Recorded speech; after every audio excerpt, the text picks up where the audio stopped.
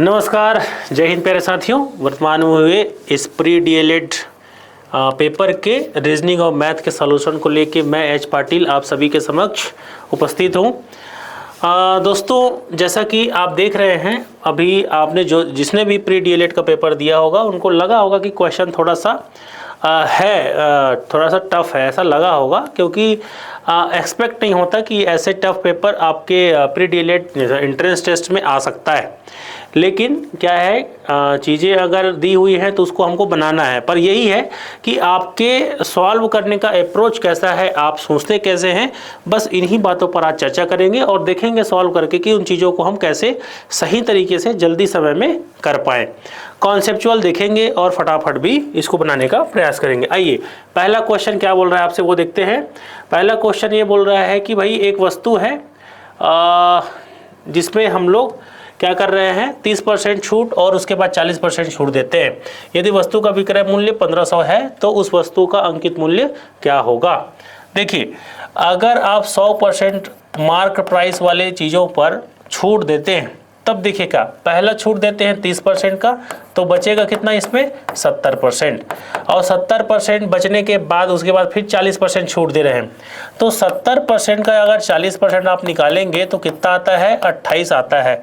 तो 28% भी आपने छूट दे दिया तो बचेगा कितना, 42%। अब ये जो 42% बचा है इसी पर आपको बेचना पड़ेगा।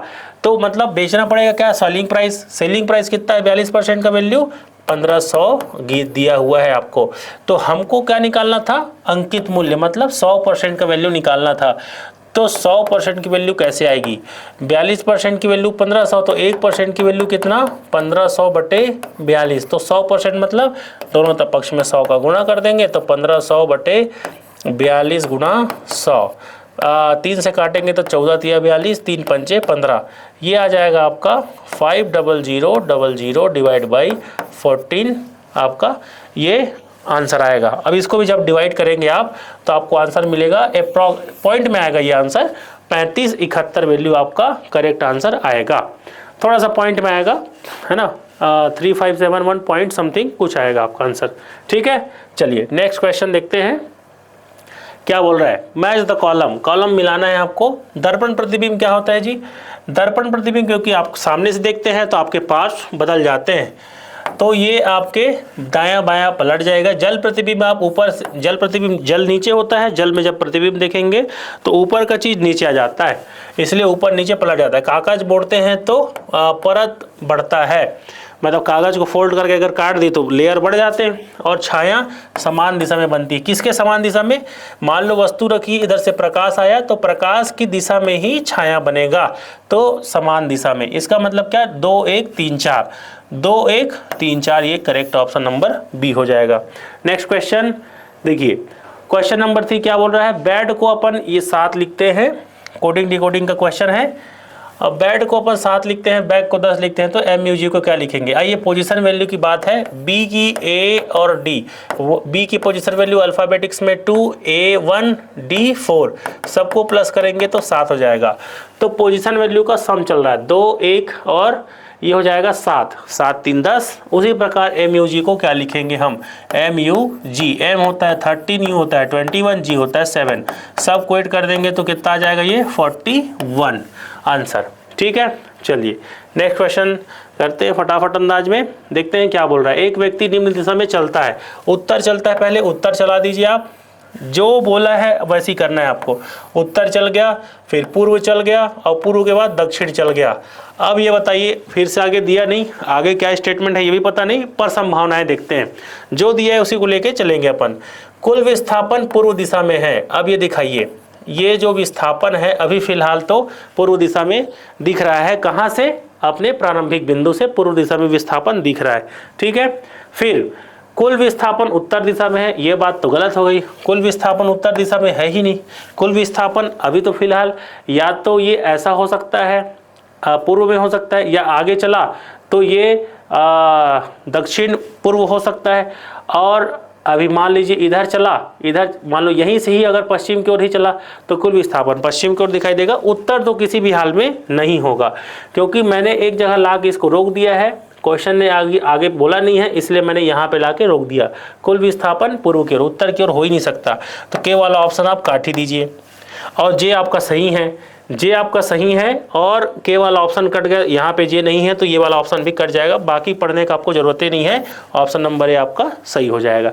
ठीक है, चलिए नेक्स्ट क्वेश्चन देखते हैं। ज़्यादा उलझना नहीं है, प्रश्नों से ज़्यादा उलझना ही नहीं है आपको। क्वेश्चन नंबर 5 क्या बोल रहा है? क्वेश्चन नंबर 5, निम्न में से कौन सा अंक इस वाले बात को सिद्ध करता है भाई, n² + 1, जहाँ पे n क्या होगा, जहाँ पे n एक क्या होगा, जहाँ पे n एक प्राकृत संख्या होगी।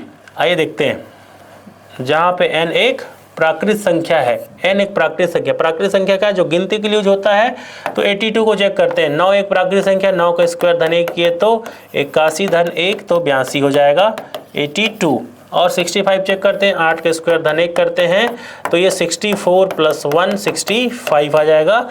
इसको चेक करिएगा तो 7 के स्क्वायर धन 1 50 आ जाता है, 6 के स्क्वायर धन 1 37 हो जाता है। दोनों गलत हैं। क्या पूछा है आपको? सही विकल्प। तो जे और के आपका करेक्ट आंसर हो जाएगा, ऑप्शन नंबर ए। चलिए नेक्स्ट क्वेश्चन देखें, क्या पूछ रहा है आपसे।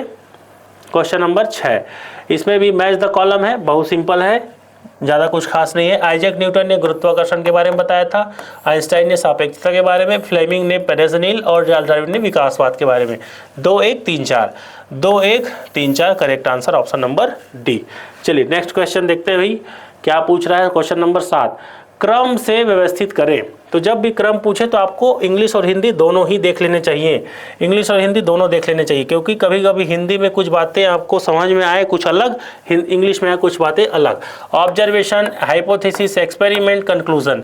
तो सबसे पहले आप चीज़ों को ऑब्जर्व करते हैं, फिर उसके बारे में कुछ धारणा बनाते हैं, मतलब हाइपोथेसिस बनाते हैं। तो ऑब्जर्वेशन, हाइपोथेसिस, फिर उसमें एक्सपेरिमेंट करते हैं और लास्ट में निष्कर्ष देते हैं। तो KLMN करेक्ट आंसर हो जाएगा इसका, ऑर्डर टू ऑर्डर, ये ऑप्शन नंबर ए सही हो जाएगा। ठीक है, चलिए नेक्स्ट क्वेश्चन, क्वेश्चन नंबर 8, ये बोला है find the odd one, odd out, 1 out, इसमें से हमको निकालना है कि कौन सा विषम है। 3 5 11 14 17 19, क्या ये 3 5 11 आपको क्या लग रहा है? अभाज्य संख्या लग रहा है। 14 तो भाज्य है, यहाँ तो होना ही नहीं चाहिए, और 17 19 भी अभाज्य संख्या, इसलिए 14 जो है वो आपका गलत हो जाएगा, क्योंकि उस वहाँ भी अभाज्य संख्या 13 होना चाहिए था, पर वो 14 है, इसलिए वो बाकी से अलग है। ऑप्शन नंबर बी करेक्ट हो जाएगा। आइए नेक्स्ट क्वेश्चन, विषम को पहचाने। विषम क्या लग रहा है यार? 5 हमारे पास स्वर होते हैं, A-E-I-O-U, अल्फाबेटिक्स में 5 स्वर होते हैं जी। अब इन्हीं स्वरों को कॉम्बिनेशन देखो, A-E-I-O-E, O है, E है, U है, फिर ये तो नहीं हो सकता, E-I-O है, तो ये ऑप्शन नंबर सी आपका गलत हो जाएगा, विषम हो जाएगा। ठीक है, चलिए नेक्स्ट क्वेश्चन देखते हैं। क्वेश्चन नंबर 10 आपसे क्या पूछ रहा है। इसमें भी कॉलम है, देखिए इसीलिए आपको टफ लगा होगा कि हर क्वेश्चन में आपको कहीं न कहीं जोड़ी मिलाओ और कूट में आंसर दो, ऐसा करके उसने पूछ लिया, इसलिए लगा होगा। चलिए देखते हैं, बहुत सिंपल है, हालांकि ऐसा कोई बात नहीं है। देखिए ए का पोजीशन वैल्यू होता है 1, पी होता है 16, एल होता है 12, ई होता है 5। क्या ऐसा है कि 5 किसी का ऑप्शन पे, 2 ऑप्शन पे 5 है, एक कहीं पे है क्या ये, तो ए के लिए आपका 3, H होता है जी 8, H का 8 होता है, 8 के लिए एक ही ऑप्शन है ये। G होता है आपका कितना 7 के लिए ऑप्शन है आपका 4, B होता है 2, ये लो। तो क्या हो गया 3 1 4 2, 3 1 4 2, option number C correct answer हो जाएगा, 3 1 4 2।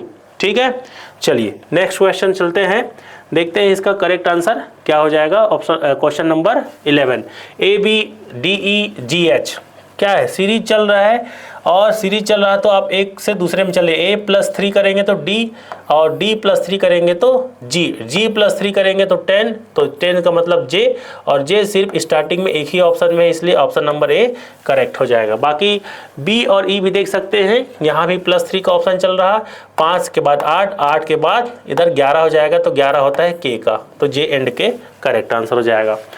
चलिए क्वेश्चन नंबर 12 देख लेते हैं, क्या बोल रहा है ये। चित्र को पहचानिए जो दिए गए पैटर्न X को पूरा करता है। पैटर्न। अब यहाँ पे अपने को पैटर्न डालना है। पैटर्न क्या हो सकता है, एक तो सबसे पहली बात एक लाइन यहाँ पे आएगा और एक लाइन यहाँ पे, एक लाइन यहाँ पे, तो ये वाला एक क्रम चल रहा है, ये वाला क्रम ऑप्शन नंबर 4 में है, इसलिए ऑप्शन नंबर डी करेक्ट हो जाएगा। ठीक है, चलिए ये ऑप्शन नंबर डी में 4 था, 4 वाला ऑप्शन सही हो जाएगा।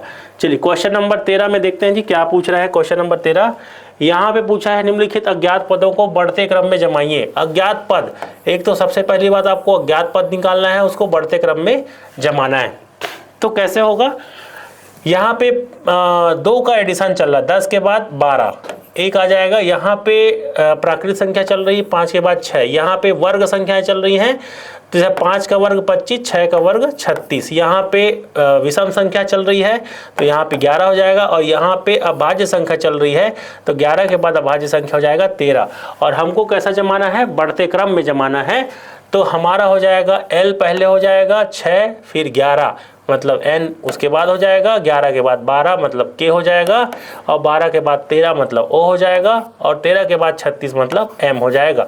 LNKOM, LNKOM option number D इसमें करेक्ट हो जाएगा। आइए देखते हैं क्वेश्चन नंबर 14।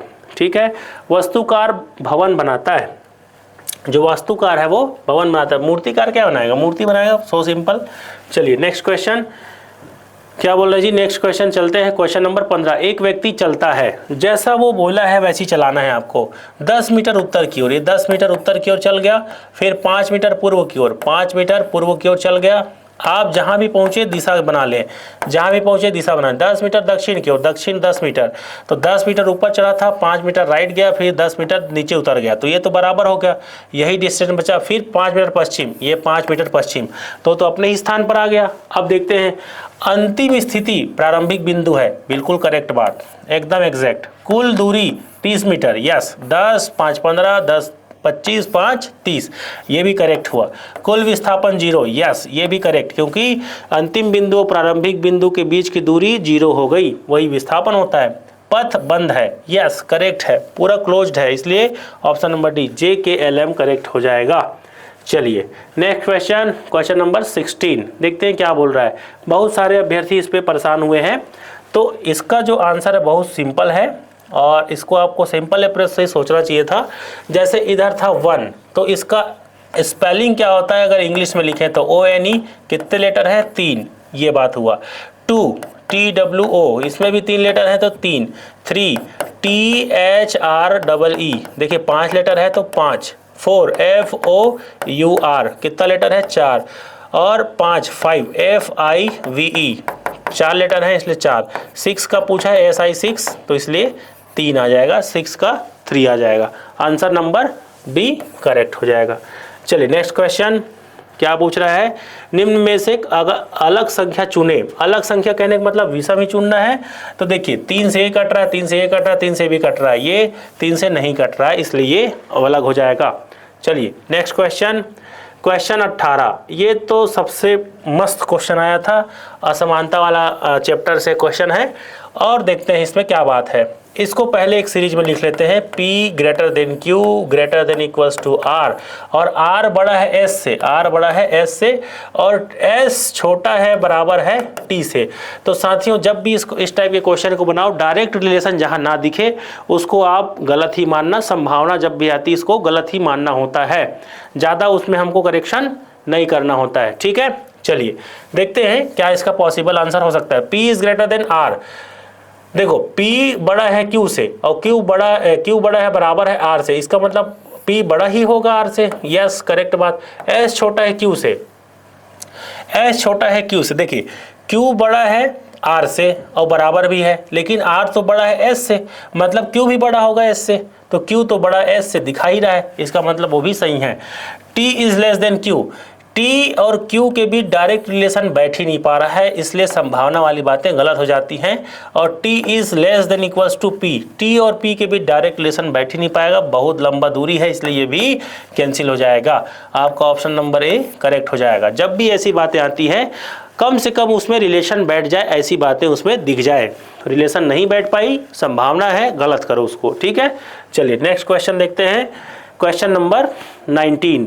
क्या बोल रहा है, पेन को हम लोग क्या लिख रहे हैं, पेन को QFO लिख रहे हैं, तो बुक को क्या लिखेंगे, P का वैल्यू कितना होता है जी, पोजीशन वैल्यू अल्फाबेटिक्स में 16 और Q का होता है 17, +1 कर दिए, E होता है 5, F होता है 6 +1 कर दिए, N 14 और O होता है 15। मतलब सारे लेटर्स में +1 की वैल्यू है, तो B का C लिखाएगा, O का P लिखा है, OPOPKL लिखाएगा, तो CPPL option number A correct. चलिए नेक्स्ट क्वेश्चन देखते हैं जी, क्वेश्चन नंबर 20। क्या पूछ रहा है आपसे, मैच द कॉलम, फिर से मैच द कॉलम है और यहाँ पे राइटर्स है, APJ अब्दुल कलाम ने क्या लिखा, विंग्स ऑफ फायर, बहुत simple question. Jawaharlal Nehru, discovery of India. Chetan Bhagat ने 5 पॉइंट्स समवन, और अमर्त्य सेन ने आर्गुमेंटेटिव इंडियंस लिखा है। तो 2134 ऑप्शन नंबर ए करेक्ट हो जाएगा। चलिए नेक्स्ट क्वेश्चन देखते हैं क्या पूछ रहा है आपसे। 22 कथन कारण का सवाल है, देखते हैं क्या पूछ रहा है। नीचे दिए गए कथन S और कारण R के लिए सही विकल्प देखिए। एक घन में 12 किनारे होते हैं और 8 शीर्ष होते हैं, बिल्कुल सही बात है, घन ऐसा ही होता है। ये लीजिए घन ऐसा होता है, 4 साइड इधर है और 4 साइड ये 3 ये 4 3 7 3 10 और उधर पीछे 3, तो ऐसा करके आपका साइड देखिए, इधर 4 इधर 4 और बीच में 4 4 3 12 साइड्स हैं इसमें, तो 12 साइड तो हो गए, करेक्ट बात है। 8 शीर्ष है, मतलब कोने 8 होते हैं, ये बात सही है। और कारण है एक घन के सभी फलक समान क्षेत्रफल वाले वर्ग होते हैं, ये बात सही है, समान क्षेत्रफल वाले वर्ग होते हैं। लेकिन क्या असमान होंगे, जैसे घनाभ होगा असमान होगा तो क्षेत्रफल तो असमान हो गया, लेकिन क्या उसमें क्या बोलते हैं साइड, मतलब किनारे 12 से 18 हो जाते हैं क्या, ऐसा तो नहीं है। और शीर्ष जो होते हैं वो 8 से 10 तो नहीं होते, उस पर भी वही हाल होता है। इसीलिए क्या है, ये बातें कथन और कारण तो सही है, लेकिन कारण जो है कथन का सही एक्सप्लेनेशन नहीं कर रहा है। ऑप्शन नंबर 20 में करेक्ट हो जाएगा, ठीक है। चलिए नेक्स्ट क्वेश्चन देखते हैं। क्वेश्चन नंबर 22 क्या बोल रहा है जी, सीरीज दिया है और अगला पद पूछा है, बहुत सही बात है। देखिए तो 1 का स्क्वायर प्लस 1 करेंगे तो 2 आ रहा है, 2 का स्क्वायर प्लस 1 करेंगे तो 5 आ रहा है, और 3 का स्क्वायर प्लस 1 करेंगे तो 10 आ रहा है, 4 का स्क्वायर प्लस 1 करेंगे तो 17 आ रहा है, इसीलिए 5 का स्क्वायर प्लस 1 करेंगे तो 26 आएगा। ऑप्शन नंबर डी करेक्ट हो जाएगा, ठीक है। बहुत सीधा सा अप्रोच करना है। और रीजनिंग के इसी प्रकार के क्लास को ज्वाइन करने के लिए, मैथ के इसी प्रकार के एक्सप्लेनेशन को ज्वाइन करने के लिए आप हमारे सेंटर पर विजिट कर सकते हैं। बहुत साधारण तरीक़ों से आप चीज़ों को हल कर सकते हैं और अपने मैथमेटिक्स के पकड़ को, रीजनिंग के पकड़ को स्ट्रॉन्ग कर सकते हैं। चलिए इस श्रेणी में कम से कम एक गलत पद का आपको चयन करना है, लेकिन गलत पद पहले पे देखूं तो 2 से 4 से 6 से 8 से 10 से 12, यहाँ तो सब सही लग रहा है मेरे को, ये तो सही है। अब देखिए यहाँ पे 3 से 6 9 12 15 18, ये भी यहाँ पे सही लग रहा है, लेकिन 4 5 9 9 5 14 और ये तो गलत लग रहा है यार। लेकिन हाँ देखते हैं एक बार, 4 के बाद 9 5 जुड़ा, 9 के बाद 6 जोड़ूँ तो 15 और 15 के बाद 7 जोड़ूँ तो 22, मतलब ये नेचुरल नंबर आगे चल रहा है। और 22 के बाद 8 जोड़ूँ तो 30 और 30 के बाद 9 जोड़ूँ तो 39 होना चाहिए, लेकिन ये तो 40 दे दिया है, मतलब ये वाला गलत है। अब यहाँ पे देखूँ 5 7 11 18 25, यहाँ पे क्या हो रहा है, देखो यहाँ पे अगर देखूँ 5 के बाद 7 आ रहा है मतलब 2 है, और 7 के बाद 11 मतलब 4, 11 के बाद 18 आ रहा है, 11 के बाद 18, इसका मतलब कितना है यहाँ पे 7 हो रहा है, और 18 के बाद 25 नहीं, ये चीज़ें गलत हो रही हैं।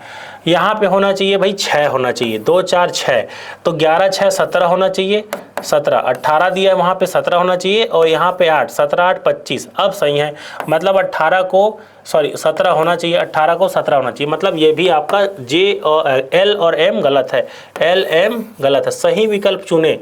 ये तो गलत वाला है, केवल एल एम गलत है, तो जे एंड के सही है, लेकिन इसमें सही विकल्प क्या पूछा आपको, एक गलत पद पूछा है ना, हाँ ठीक है गलत पद पूछा है, इसलिए ऑप्शन नंबर सी एल और एम इसमें गलत हैं, तो वही पूछा है, गलत कौन है, एल और एम, तो सही ऑप्शन वही हो जाएगा, ठीक है। चलिए क्वेश्चन नंबर 24, नीचे दिए गए कथन एस और कारण आर के लिए सही विकल्प। श्रेणी में दिया है जेड एक्स और वी टी आर, कौन सा पैटर्न पैटर्न 2 है। तो चलिए देखिए 26, 24, 22, 20, 18 2 का पैटर्न चला है, ठीक, 2 कम हो रहा है। यह श्रेणी स्वरों की है, स्वर की तो है नहीं, गलत बात है। तो कथन सही है, कारण गलत है। कथन सही है, कारण गलत है, असत्य है। Option number C. Next question, question number 25 देखते हैं। ये निम्नलिखित में से अलग शब्द चुने। वो तो ऑब्वियस बहुत सिंपल क्वेश्चन है ये। मेज, कुत्ता, बिल्ली, गाय, ये सब जीवित प्राणी हैं। ये है मेज, अजीवित है, वस्तु है ना, भौतिक चीज है। बाकी सब जीवित प्राणी हैं, इसलिए ए ऑप्शन सही हो जाएगा, अलग वही है। चलिए नेक्स्ट क्वेश्चन 26। नीचे दिए गए निर्देश कथन कारण के लिए सही विकल्प चुनिए। ये दिया है 149, इधर देख लेते हैं। 149, 16, 25 is a pattern of square of natural number. बिल्कुल सच बात है, ये तो नेचुरल नंबर मतलब 1, 2, 3, 4 का वर्ग लग रहा है। प्रत्येक अगला पद पिछले पद में विषम संख्याओं को जोड़ने पर आता है। क्या ऐसा है? देखिए 1 में विषम पद जोड़ेंगे 3 तो 4 आ रहा है, और 4 में विषम पद जोड़ेंगे 5 तो 9 आ रहा है, और 9 में विषम पद जोड़ेंगे 7, 9 7 16 आ रहा है। मतलब विषम पद जोड़ने से अगला क्रम संख्या आ रहा है। इसका मतलब बात सही है, कथन और कारण सही है, दोनों एक दूसरे का सही व्याख्या कर रहे हैं। इसका मतलब ए सही हो जाएगा। ठीक है, बात करेक्ट है। Next question, question number 27। अगर लॉजिक के लिए दर्पण प्रतिबिंब ये हो, देखिए दर्पण प्रतिबिंब अगर सही दर्पण सी होता ऐसे, आई जी होता ऐसे, है ना, ओ अवेल होता ऐसे, सही दर्पण प्रतिबिंब ये है। लेकिन क्वेश्चन में चूंकि आपको ऐसा दिया है, इसलिए आपको ऐसा बनाना है। देखिए बस चीजों को पलट दिया है, क्रम को पलट दिया है। सी है तो सी, आई है तो आई, जी है तो जी, ओ है तो ओ, और लास्ट प्रारंभ में एल है, लास्ट में एल है इधर। तो आपको बनाना है सेल के लिए। तो देखिए लास्ट में एल है, आप एल लिखिए, आई लिखिए, ई लिखिए, और लास्ट में सी लिख दीजिए, L I E C, L I E C. Option number A correct हो जाएगा। ठीक है, चलिए नेक्स्ट क्वेश्चन देखते हैं। एल आई ई सी, ठीक बात। Next question 28। दिए गए निर्देश कथन एस और कारण के लिए सही विकल्प चुनना है। रक्त का रंग लाल होता है, ये तो बात सही है, लेकिन क्यों होता है? जब भी कथन कारण पूछे तो क्यों का आंसर आना चाहिए। क्यों का आंसर तो क्यों है? लाल रक्त कोशिकाओं में हीमोग्लोबिन होता है। हीमोग्लोबिन में क्या? आयरन होता है, और आयरन जब ऑक्सीजन के साथ मिलता है तब लाल रंग होता है। बिल्कुल सच बात है ये। हीमोग्लोबिन के कारण ही वो रंग लाल होता है दोस्तों। तो इसीलिए ये कथन जो है, कथन और कारण सही है, कथन कारण का सही व्याख्या करता है। बिल्कुल सच बात है। आइए नेक्स्ट क्वेश्चन देखते हैं, क्वेश्चन नंबर 29। गोवा डाबोलिम, ये डाबोलिम क्या है? इंटरनेशनल एयरपोर्ट है, लेकिन गोवा के आपको क्या सुमेलित नहीं है पूछा है, तो एयरपोर्ट है। देखते हैं क्या है। असम का दिसपुर, दिसपुर तो राजधानी है, ये तो बात ठीक लग रहा मेरे को, ये तो राजधानी हो गया, ठीक है ये बात। गुजरात में अहमदाबाद, ये अहमदाबाद थोड़ी, यहाँ का जो राजधानी गांधीनगर है, ये बात भी गलत हो गया, और ये बात भी राजधानी के हिसाब से गलत हो गया, क्योंकि कर्नाटक का बेंगलुरु दिया है, ये राजधानी है, तो 2 राजधानी है, गलत, सुमेलित नहीं है। तो ये वाली बातें जे और एल सुमेलित नहीं है, जे और एल सुमेलित नहीं है। इस हिसाब से देखेंगे राजधानी के हिसाब से, क्योंकि बाकी में एक में किसी शहर का नाम है और एक में इंटरनेशनल एयरपोर्ट का नाम है। मैच कौन कर रहा है? ये और ये मैच कर रहे हैं राजधानी के रूप में, तो हम राजधानी के हिसाब से अगर लगाएंगे तो जे और एल इसमें गलत आंसर वाले होंगे, और वही पूछा है कि कौन सुमेलित नहीं है, इसलिए option number B. Last and sweet question, last and sweet question क्या है? अच्छा क्वेश्चन, देखिए क्या है। तो सबसे पहले इसने दिया 36, फिर 34 -2, फिर -4 किया, तो पहले -2 किया, फिर -4 किया, फिर से अगेन -2 किया, और फिर से अगेन -4 किया।